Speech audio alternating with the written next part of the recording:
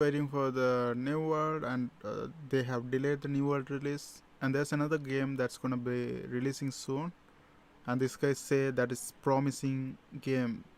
This by Lazy Peon. Now let's go ahead and watch the video. With the recent news of Amazon's New World being delayed until 2021 and many hungry MMO fans being disappointed by this news, I decided that today I want to talk about the upcoming MMORPG that I personally believe to be the most promising, Ashes of Creation. Before we jump into it though, this video has no sponsor and took me a crazy amount of time to make, both with research, fact checking and editing, so if you'd like to support my work for free, this game has an affiliate program that everyone who makes an account has access to. My link to this can be found in the description below, and all sign-ups to Ashes of Creation before September receive a small in-game statue for your house to commemorate our struggles through COVID-19. So for those of you that have never heard of the game before, what is Ashes of Creation? Ashes of Creation is a Western-made sandbox MMORPG that's focused on a strong mix of both PvP and PvE content. This game was initially kickstarted 3 years ago, but was already fully funded to completion via private investment from the game's creative director, Stephen Sharif. Unlike many of the Eastern MMOs that have had Western releases over the past few years, Ashes of Creation has consistently said from day one that there will be no pay to win in this game. Due to this, the game will operate with a no box cost subscription fee business model with a cosmetic only cash shop. The thing that makes Ashes of Creation the MMORPG that I'm personally the most excited for is the sheer scope of the project. This game seems to be combining all the best aspects from all the top MMOs over the past 10 years and combining it into one game, with all of that being tied together by the game's most unique feature, its node system. Throughout the world in Ashes of Creation, there's points of interest on the map called nodes. These nodes are basically areas that can progress to different stages of civilizational development as players kill monsters, quest, gather, and adventure within that node's area of influence. Starting out day one when the game first launches, the world will be pretty empty, but let's say you and a group of friends all decide to kill mobs and gather in a certain area. Over time you'll be contributing XP to that area's node, and an expedition will appear with quests. As more players are drawn to that area, it will level up into an encampment with more quests, more NPCs and more opportunity. After that the node levels up into a village, town, city, and finally a giant sprawling metropolis with more opportunity, world events and quests appearing at each stage of development. Now that's a very simplified explanation of the Ashes of Creation node system, but on top of that there's also a lot of variables within this system. For example, at launch there will be 103 different possible node locations, and the location of that node dictates the quests and world events triggered upon development. At this point you're probably thinking, well, what happens when every node reaches its final stage? Wouldn't that become boring? Well, due to how the system's designed, this isn't possible. In leveling up one node, you lock out the possibility for adjacent nodes to grow to the same size. To change this and de-level a node so that adjacent nodes can progress, players will need to participate in a PvP node siege to destroy a city, for example, so the town node near to it has room to grow and different content can then be unlocked. The way this system is designed intends for long-term player-driven replayability, where each server will have a different history of development and unlocked content. No two servers will be the same, an MMORPG with a true ever-changing world. When it comes to node aesthetics, there will also be a lot of diversity here too, as the node will take on the architectural appearance of the race that contributed the most XP to its development. So let's say a guild of orcs went to an area and contributed the most XP to a node, building it up to a town. You've then got a town with an orcish aesthetic. Maybe a guild of dwarves wanted to explore a node in the mountains. They could eventually have their own dwarven city in the mountains. The aesthetic of the node changes at every level of development based on the race that contributes the most XP to the node. On top of all this, each node in the world will be assigned one of 4 possible node types, with each having unique benefits. You've got divine, economic, militaristic and scientific node types. Advancing a scientific node over an economic node, for example, will give different building options for players players to manage in the node, such as libraries, colleges, and artisan buildings, whereas if they leveled up an economic node they could build markets, stock exchanges, and trade-focused buildings. Each node upon hitting the village stage of development will have a 1-week cooldown before node elections begin. In this, players can try to become the mayor of the node. As a mayor, you get to allocate resources, set the tax rate, and initiate quests to advance the node, as well as choose building projects contained within that node. The way the mayoral election system is designed is different for each node type. For scientific nodes, it's a popularity contest where you vote another player in. For economic nodes, it goes to the highest bidder. For divine nodes, the player with the most node-related service quests completed will become the mayor, and militaristic node mayors will be decided via a last man standing battle royale type minigame where players interface through a champion rather than their own character. Obviously, bad mayors will be a thing that exists in this game, so every month the election process will happen again so that other players have the chance to challenge for mayor. Other than its node system, Ashes of Creation is also aiming to have a diverse range of content to appeal to pretty much every type of MMORPG player. Let's start with some of the PvP content that will be present in this game. PvP content in Ashes consists of open world flagging, caravan PvP, duels, battlegrounds, castle sieges, node sieges, arenas, and guild wars. But before all of you PvE players get scared off at the thought of open world PvP, you'll be happy to know that this game has anti-grief mechanics in the form of its corruption system. When it comes to corruption, players have 3 states: green, non-combatant; purple, combatant; red, corrupted. I've displayed an image on screen that shows how this system works, but from the point of view of a non-combatant PvE player minding their own business, if another player comes up to you and kills you, they will become corrupted and receive ever-growing penalties the more innocent players they decide to kill. Eventually, corrupted players can drop their items which can be looted by other players, they'll also lose more experience upon death, and also feel dampening in PvP so they become weaker. Corruption gained is also greater based on the level disparity, so a high level randomly killing a new low level player really isn't worth it. Additionally, the game will have a bounty system where players with high corruption score will appear on the map for bounty hunters to track down and kill for rewards, and NPC guards will also attack corrupted players on site, limiting their access to services within nodes. The Caravan PvP system in Ashes is designed to bring risk vs reward gameplay.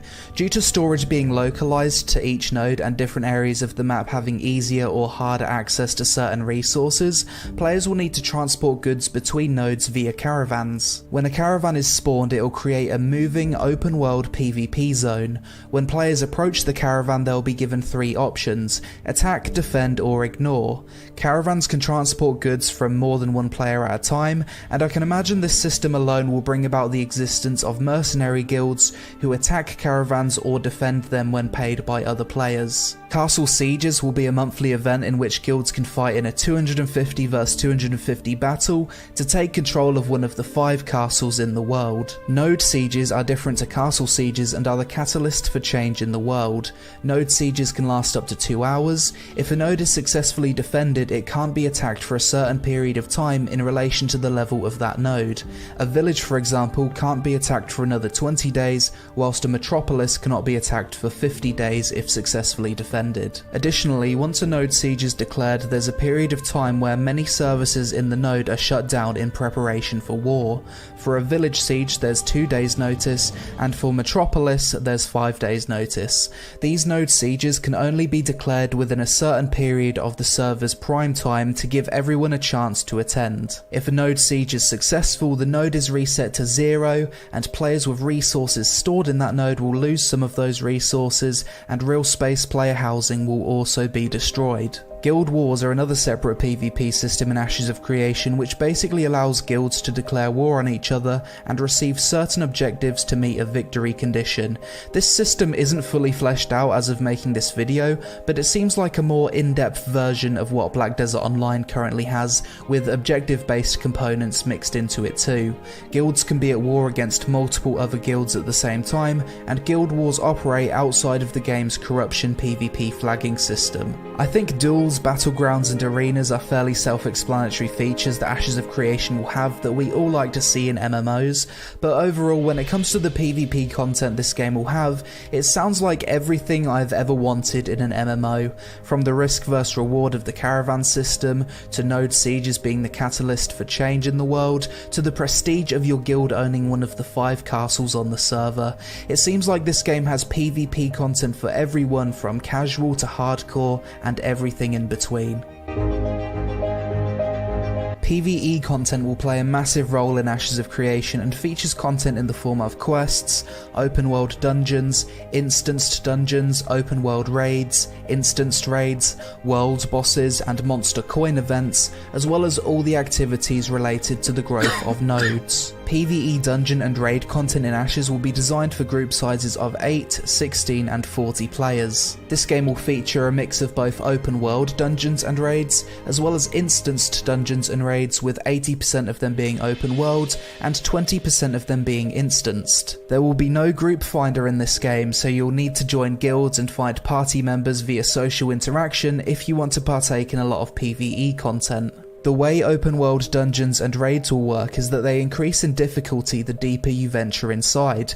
At the entrance you might be fighting weaker, lower level mobs with fewer mechanics, but as you get deeper into the dungeon you'll fight tougher enemies with more mechanics and better loot. Additionally, something you need to bear in mind is that all of the PvE content that's available in Ashes depends on the location of the nodes that the community decides to develop. One server may have access to completely different raids and dungeons to another server, purely because their nodes developed differently in different locations. So unlike other MMORPGs, the endgame PvE content really isn't a linear progression. It can't be a linear progression because different raids and dungeons will be locked or unlocked depending on where nodes are developed and what stage they're at. So in a way it could also be in a PvE player's best interest to participate in a PvP node siege to reset the node that unlocks a certain raid, so that another node can then be developed which unlocks a different raid. A fun, unique piece of PvE content that I think a lot of people will enjoy in Ashes is its monster coin system. This is an event that either spawns randomly or following the advancement of a node, in which a horde of NPC monsters will spawn and attack the node. During this time, players can use an item called a monster coin, which they can receive as a rare drop in game, to turn into a monster and assist the NPCs in attacking the node against other players. During a monster coin event, the node can't be destroyed, but buildings, services and NPCs can be disabled for a period of time. Quests in Ashes of Creation are divided up into 3 categories: events, tasks and narrative quests. Events are things that happen in Ashes as a result of the development of the world. Successfully completing an event will have positive consequences such as buffs, and failing events will have negative consequences such as natural disasters or node services being unavailable for a period of time. Tasks are quests without excessive amounts of text and story around them, such as collect X resources to help build a blacksmith for the node. And narrative quests are more traditional story quests that can be personal to your class, race or the region of the world you're in, with some of these story arcs being locked behind further development of the nodes. If I was a role player, Ashes of Creation is without a doubt the MMORPG I'd be looking forward to the most. This game's being designed with so many great RP features to really add that extra level of immersion. First, let's talk about the extensive player housing system. This game will have 3 types of player housing: instanced apartments, real space open world freeholds, and static housing within nodes. Each of these 3 types of player housing become available once a node reaches village stage or higher. Instanced apartments will become available in a node if a mayor decides to construct apartment buildings within an empty plot. These will work similar to the housing system in BDO, where you approach an apartment door and you've got a list of options for whose apartment you want to visit. Static housing within nodes are real space player housing that players can buy that will be visible to everyone. You'll be able to decorate the front of your house with yard ornaments, seamlessly enter and exit, and see your house grow from a small cottage to a mansion as the node levels up. Freeholds are large real space player housing plots that can be situated within the zone of influence of a node, but not actually inside the node. Think of static housing as buying a townhouse that grows in size over time with the node, but freeholds as owning a set size plot of land in the countryside. Freeholds are roughly half an acre in size, and due to limited space in the world, players can only own one of these per account, whereas apartments and in-node housing are limited to one per server. There's many buildings you'll be able to place on your freehold, such as a blacksmith, stables, and other stuff related to crafting, role-playing, and other life skill-related content players might want to partake in. Each of these three forms of player housing will allow players to decorate them with furniture, some of which is functional, others just cosmetic, and when a node's destroyed, players will lose their housing. However, a template will be mailed to them so they can quickly load the layout of their housing hassle-free when they eventually find a new home. As with every good roleplay MMO, Ashes of Creation will feature a wide range of races. Currently the game is planning on 9 playable races for launch, each of which have different cultures, which will be reflected in the appearance of nodes that they contribute to the most. You've got 2 different variations of humans, dwarves, elves, orcs, and a race called the Tulnar which live underground. Different races will have different racial abilities, and each race will have different base stats. However, there will be no gender lock for any of the races, and every race can play as every class. Other nice RP features the game will have include an extensive emote system with interactable furniture, the ability to lean against scenery, sit on benches, and dance with other players. You'll be able to play parlour games with other players inside of taverns, some being dice games, others involving cards. You'll be able to join different types of social organisations in the game, such as the Scholars Academy, Thieves Guild, or Traders Company. And there will also be a marriage mechanic in the game that may unlock special quests and further functionality with player housing. Overall, from a roleplay perspective, it seems as though there's going to be more than enough choices and customization in Ashes of Creation that each player's journey in this game will be completely unique, and it will also have all the immersive social elements that can help bring people together in an MMO. Professions and life skills in Ashes of Creation are referred to as artisan classes. These are split into 3 different trees: gathering, processing, and crafting. Gathering professions consist of fishing, herbalism, lumberjacking, mining, and animal taming. Processing professions basically refine raw material via the use of certain freehold buildings, such as forges to process ore into bars, lumberyards processing logs to planks, and so on. Crafting professions consist of alchemy, armor smithing, blacksmithing, carpentry, cooking, jewel crafting, scribing, shipbuilding, siege weapon building, and weaponsmithing. In this game, each character will only be able to truly master one profession. You'll be unable to master multiple. You'll still be able to progress with multiple professions, but not to the extent of mastery. This is to create the need for community interaction and create a sense of identity. Crafting in Ashes of Creation is also being designed so that it won't become irrelevant like in other MMOs. Crafted gear will be on par with the highest tier drops from raid bosses, and due to being limited to mastery of only one artisan class, guilds will have to organise multiple people to meet their crafting and gathering needs to initiate sieges, complete projects, and contribute to the node. Personally, the profession I'm most excited for is animal husbandry, as you'll be able to breed different animals together to create some really weird and wonderful mounts. The class system in Ashes of Creation is quite interesting and leads to a lot of variety. First, you'll start out by picking a primary class archetype between Bard, Cleric, Fighter, Mage, Ranger, Rogue, Summoner, and Tank. Eventually, as you progress with your primary class, you'll get to choose a secondary class out of the same 8 options I previously mentioned.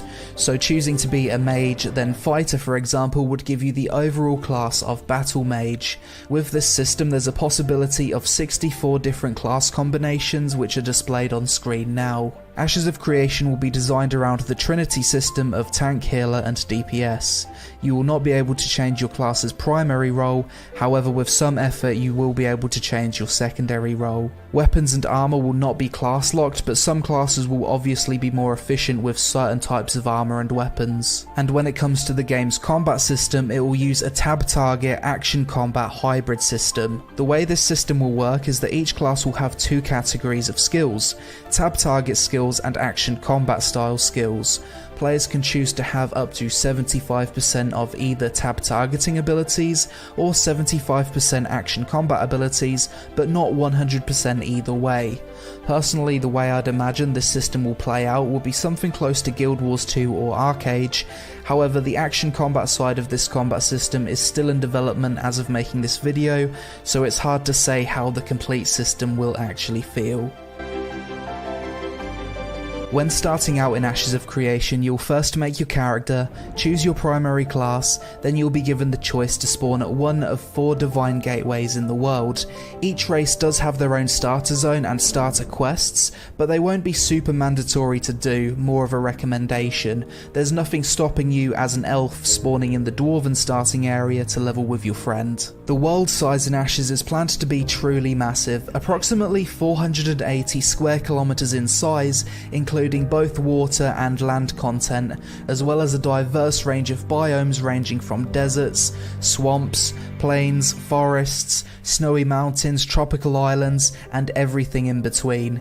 This game will be fully open world and also features underground zones known as the Underrealm. Ashes of Creation will feature an in-game viewable world map, however starting out much of it will be covered in a fog of war until areas have been explored and uncovered. Additionally, there will be some zones in the world that will experience all 4 seasons, which will bring about their own events, buffs, debuffs, and farming challenges. Seasons will rotate once each week, with a full 4-season rotation passing by every 4 weeks. When it comes to the leveling, the max level will be 50, and it will take roughly 45 days of playing 4 to 6 hours per day for the average player to level from 1 to 50. So definitely more on the hardcore side of things in that regard. Unlike a lot of modern MMOs, flying mounts will be extremely rare in Ashes of Creation. That's achievable only for guild leaders that own one of the game's 5 castles, the mayor of Metropolis nodes, and through legendary limited time dragon eggs that players might obtain from a world boss. It's unlikely there will ever be more than 10 players per server with temporary access to flying, and when you consider that each server will have a population of between 8 to 10,000 players, seeing them will be really epic. It's also worth mentioning that fast travel will be extremely limited in this game, as the developers want distance to matter. The only form of fast travel that will be possible is if a scientific node reaches the Metropolis stage. At this point, players can construct a building that offers fast travel only to nodes within the Metropolis's zone of influence. But that's pretty much it for my basic explanation of what Ashes of Creation is without going super in depth on stuff. Next, I want to talk about why I believe this is the most exciting upcoming MMORPG, and why this game isn't just a pipe dream, rather something many people, including myself, will be testing with no NDA before the end of this year. First of all, it goes without saying, after everything I've just explained about the game, it will be the most ambitious fantasy MMORPG ever attempted. The game will truly have something for everyone. It's not just a PvP MMO or a PvE MMO, it's a genuine PvX MMO that has pretty much everything. Usually when a new MMORPG is announced and they talk about their plans when it comes to game design, it's always vague. There's a ton of question marks on many core systems, and it doesn't take long before players can look at the ideas of the developers and straight up say, this is a bad idea, this won't work.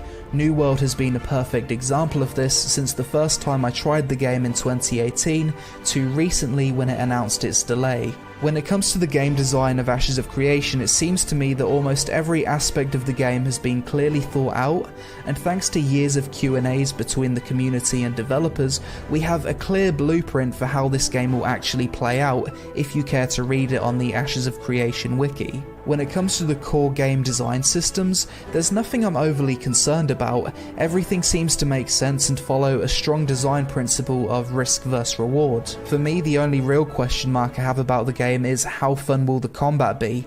What does their 75% action tab hybrid combat system actually play like?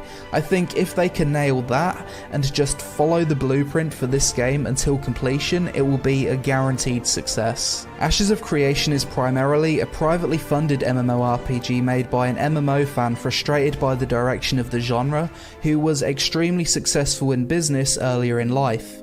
Since I first covered this project in 2017, we've seen the studio he created expand to over 100 developers, attracting people from Blizzard, Sony Online Entertainment, Daybreak Games and more. This year especially, we've seen production for Ashes of Creation ramp up significantly, and in recent live streams we've seen gameplay sessions of many core systems working, such as the mayoral system, early hybrid combat, real-time node development, open world dungeons, a 40-man raid, the caravan PvP system, basic professions, and the purchasing of in-node player housing. What's more impressive is the creative director's commitment to transparency, despite the project still likely being a solid 2 years from completion. Sometime this fall we've been told that people who have access to the game's Alpha 1 test will be able to stream and make content about the game with no NDA, and when you consider that Amazon's New World still has a strict NDA, despite previously being 2 months out from its supposed release,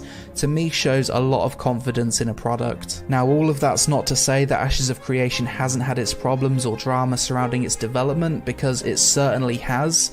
Releasing Ashes of Creation Apocalypse, the Battle Royale testing environment on Steam, caused nothing but confusion to the people that were casually following the project, and in the past the community went long periods of time without seeing any tangible gameplay due to an issue where large portions of foundation code had to be rewritten, essentially delaying the game by 1 year. But in 2020 we've really started to see Ashes of Creation come together. Almost every monthly live stream we've been shown new gameplay, we've already had players get into the early Alpha 1 client and talk about their experiences thanks to no verbal NDA, and community perception of the project as a whole has shifted from extremely skeptical to cautiously optimistic. Whilst there's still a long road ahead for Ashes of Creation, I have to say that in the 5+ years I've been a full-time MMORPG YouTuber, this is the only upcoming MMO that I've been able to look at and say to myself, if this game releases, it has a real chance of being the next truly successful MMORPG.